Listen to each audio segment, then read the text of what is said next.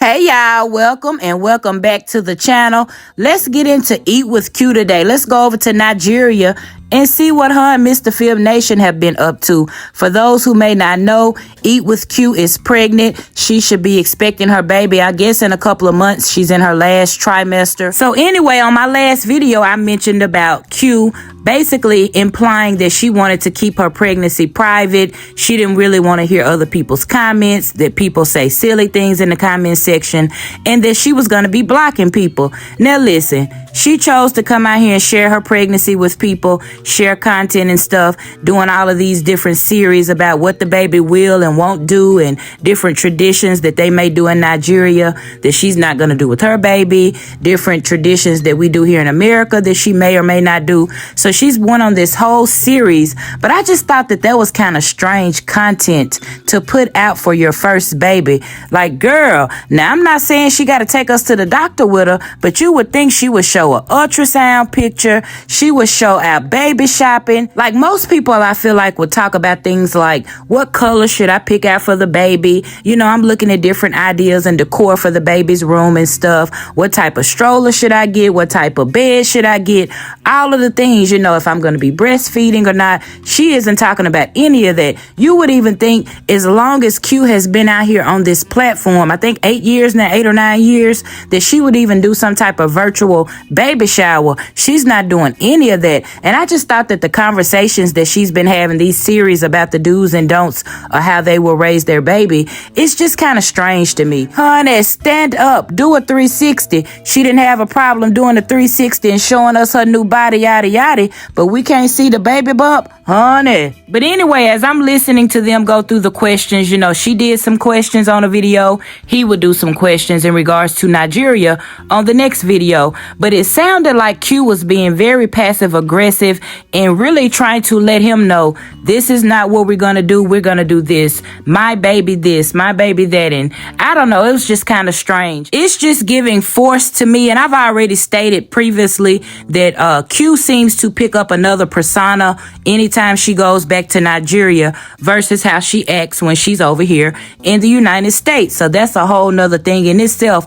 But yeah, it just was giving force. She kept on trying to force him to say something. Honey, what do you think about this? Or honey, what do you have to say about that? The man is trying to eat. Every time this man comes on the camera and eats, he acts like he is starving. I'm telling you, y'all let me know if y'all ever noticed that down in the comment section. In my opinion, he comes across on camera like he's unbothered. He doesn't really care. He doesn't really have much to say. And she was trying to pull information out of him, trying to make him be involved in it. And I thought about something else. How do we know? Q might have already had this baby. She could be back over here in the US. We don't know where she is, but we do know that a lot of content creators will batch record. So I don't know if this is present content. I don't know if she's already had the baby child. You just never really know, honey. You do not know. But anyway, I want to talk about one more thing that she said that was super shady, considering she said this man that she loves to death, she's his queen, honey. But yeah, she said that man was pretty much broke, busted, and disgusted,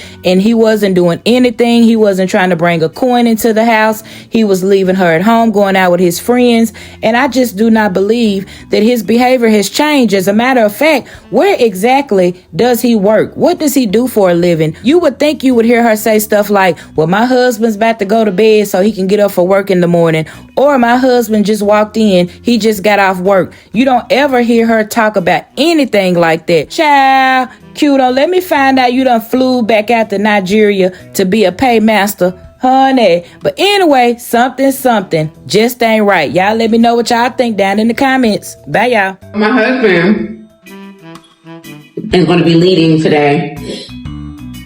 These are his that he came up with, and I have some American ones that I came up with for our next video.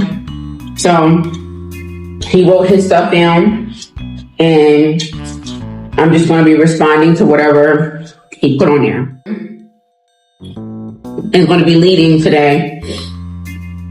These are his that he came up with, and I have some American ones that I came up with for our next video. I don't know what You don't pick one. The tribal marks. Absolutely not.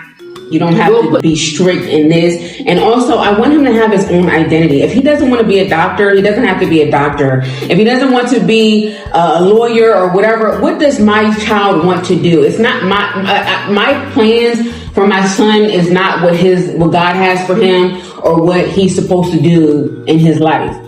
He should have the ability to say, you know what, I'm into, I want to be an architect. I'm into building. I'm into, I want to be a builder. I want to be a welder. I want to be an artist. Whatever that is, you can be successful in whatever it is that you decide to do. There are some people that force their kids into a certain type of career path, and I just don't believe in that. I wasn't forced to do a certain type of career path. So what's your opinion on that, sweetie? College or not? Definitely school is what I want my child to be into. I want my kid to go to school. Be educated and have a career. But that doesn't mean I'm going to stop you from your talents or your ambitions or what you want to become. I'm not stopping you from that. My part as a parent, myself, father, putting you through school, make sure you get it right, and you got your degree with you, and you are out here, you want to do whatever you want, if it's music, if it's soccer, if it's basketball, if whatever you want to go into, arts, whatever it is, but education will be installed in our kids' life. Sure. Period. Next on the list, teaching financial literacy. Saving, budgeting, investing, giving, stewardship is all very important, especially as an American having decent credit. You know what I mean? Here in Nigeria, you don't have to worry about anything called credit, and a lot of other countries too. But being American, you have to make sure you have good credit. You have to have savings. Does everybody have it? No. But, we want to teach that, especially me, because I'm more versed in that area, just because we have to think about credit in America. We have to think about a lot of these different things. So, but we want him to be very well in financial literacy, saving, budgeting, all that stuff is super important to me. I want him to prosper, you guys. I want the best to happen to him. I don't want nothing bad to happen to him. I never wanted nothing bad to happen to him, but I'm done. Like, I don't know how much I have to take. How much more do I have to endure? Like, somebody was like, you have to go through long suffering in your marriage. I don't have to go through long suffering if my husband is staying out all night.